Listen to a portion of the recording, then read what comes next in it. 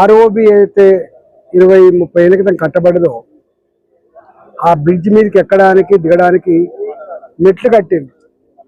ఆ మెట్లు కూలిపోయి ఇద్దరు జార్ఖండ్ వాసులు సీరియస్గా ఇంజ్యూర్ అయింది. ఆ పేరుకే పత్తేనగర్ రైల్వే స్టేషన్, కానీ పత్తేనగర్ వైపు టికెట్ కౌంటర్ కూడా లేదు. పత్తేనగర్ వైపు గేట్ కూడా మొత్తం బంద్ అయిపోయింది.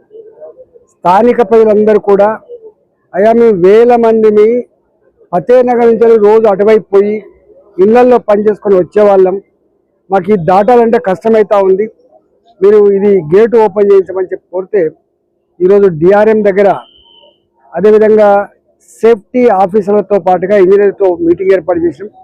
మొట్టమొదటిగా కూలిపోయినటువంటి ఆ మెట్లు ఏవైతున్నాయో తక్షణమే ఐరన్ మెట్లు నిర్మించి మళ్ళీ పొడిపించమని చెప్పి కోరినాం. రెండవది, ఆ బంద్ చేసిన గేట్ అయితే ఉందో సెక్యూరిటీ పర్సనల్స్ పెట్టి ప్రజలకు ఇబ్బంది కలగకుండా ఫుట్ ఓవర్ బ్రిడ్జ్ నుంచి నడిచిపోయేటట్టుగా అలౌ చేయమని చెప్పి కోరినాం. మూడవది, అక్కడ ఎంత వీలైతే అంత అండర్ పాసులు ఏర్పాటు చేసి ప్రజలకు యాక్సిడెంట్స్ నుంచి నివారించాలని చెప్పి కోరడం జరిగింది. హైదరాబాద్లో, సికింద్రాబాద్లో కొన్ని వందల మంది ప్రతి సంవత్సరం ఈ పట్టాలు దాటుకుంటూ చనిపోతూ ఉన్నారు. దాని పట్ల కేర్ తీసుకోవట్లేదు. రాష్ట్ర ప్రభుత్వం, కేంద్ర ప్రభుత్వం రైల్వే డిపార్ట్మెంట్ తోటి కోఆర్డినేట్ చేసుకొని ఈ సమస్యకు శాశ్వత పరిష్కారం చేయాల్సిన అక్కడ ఉండే, కానీ ఎవరు పట్టించుకోకపోవడం వల్ల ఈరోజు నేనే దాన్ని రివ్యూ చేసి ఈ మొత్తం హైదరాబాద్, సికింద్రాబాద్ నగరంలో యాక్సిడెంట్స్ ఎక్కడెక్కడ అయితే అవుతున్నాయో స్టడీ చేయండి. ఎక్కడెక్కడ ఆర్యూబీలు నిర్మాణం చేయడానికి ఆస్కారం ఉందో నిర్మాణం చేసుకుందాం. ఎక్కడెక్కడైతే ప్రజలు మాత్రమే పాస్ కావడానికి ఆస్కారం ఉందో అవి చేసుకుందాం. ఎక్కడెక్కడైతే ఆ ఫుట్ ఓవర్ బ్రిడ్జ్ నిర్మాణం చేసుకుంటామో అవి కూడా చేసుకోవాలని చెప్పి ఇన్స్ట్రక్షన్ ఇచ్చినాం.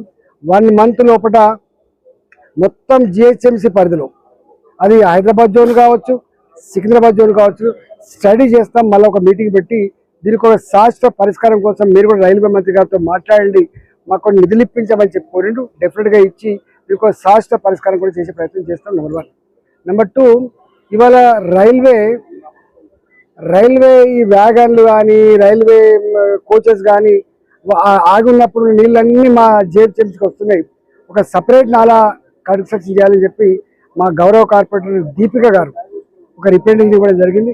కానీ రైల్వే డిపార్ట్మెంట్ వాళ్ళు మా ప్రాపర్టీలో మాత్రమే కడతాం, మేము బయట ప్రాపర్టీ కట్టమని చెప్పిండు. దాన్ని జిహెచ్ఎంసీ అధికారులతో కోఆర్డినేట్ చేసుకొని ఆ సమస్య కూడా ఒక పరిష్కారం చూపెడతాం.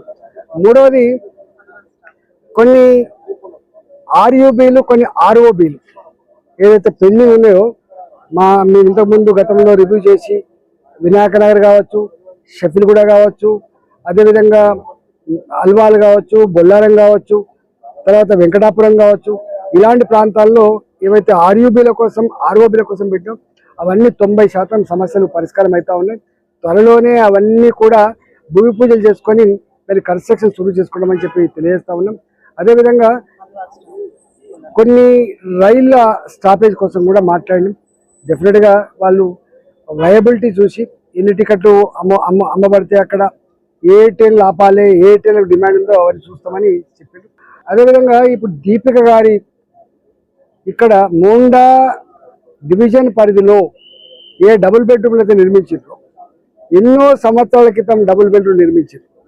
వాస్తవంగా ఆనాడు బస్తీలుగా 40 ఏళ్ల క్రితం, 50 ఏళ్ల క్రితం, 60 ఏళ్ల క్రితం పాపం 30 గజాలు, 50 గజాలు, 60 గజాలు ఎవరైతే గుడిసెలు వేసుకొని రేకుల షెడ్ వేసుకొని జీవిస్తుండో వాళ్ళు ఈ సికింద్రాబాద్ గింత గుండెకాయ లాంటి పట్టణంలో ఇలాంటి గుడిసెలు ఎందుకు, దీన్ని మంచి బ్రహ్మాండమైన అపార్ట్మెంట్ నిర్మిస్తామని చెప్పి నిర్మాణం అయితే చేసింది. పాపం పెద్ద హృదయం చేసుకొని 70 గజాలు ఉన్న వాళ్ళు ఇచ్చిండ్రు, 30 గజాలు ఉన్న వాళ్ళు ఇచ్చిండ్రు, భూమి ఇచ్చిన తర్వాత ఇల్లు కట్టిండ్రు. కానీ కట్టిన తర్వాత ప్రభుత్వం దృష్టి పెట్టి నిజంగా ఎవరైతే ఆనాడు కోల్పోయిందో ఈ భూములు, ఎవరైతే ఎలిజిబిలిటీ ఉందో, ఎవరికైతే ఇవ్వాలో ఇవ్వడంలో విఫలం చెందితే గిన్ని సంవత్సరాలుగా ఇవి ఇప్పటికీ ఖాళీనే ఉంటున్నాయి. నేను మొన్న కలెక్టర్ గారికి, లోకల్ కార్పొరేటర్ గారిని నేను రిప్రజెంట్ చేశాను.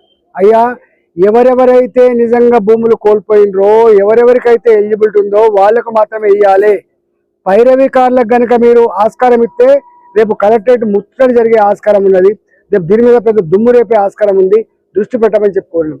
రెండోది, నిన్న దరఖాస్తులు పూర్తి స్థాయిలో రాలేదు అంటే మేము చెప్పినాం, మొట్టమొదటిగా ఎలిజిబిలిటీ ఉన్న వాళ్ళకి ఇవ్వండి, మిగిలిన ఇళ్లకు దరఖాస్తులు ఎట్లా స్వీకరించాలి, ఏ పరిధి నుంచి స్వీకరించాలి, ఏ క్రైటీరియా మీద వాళ్ళకి అలకటి చేయాలో చూద్దామని చెప్పినాం.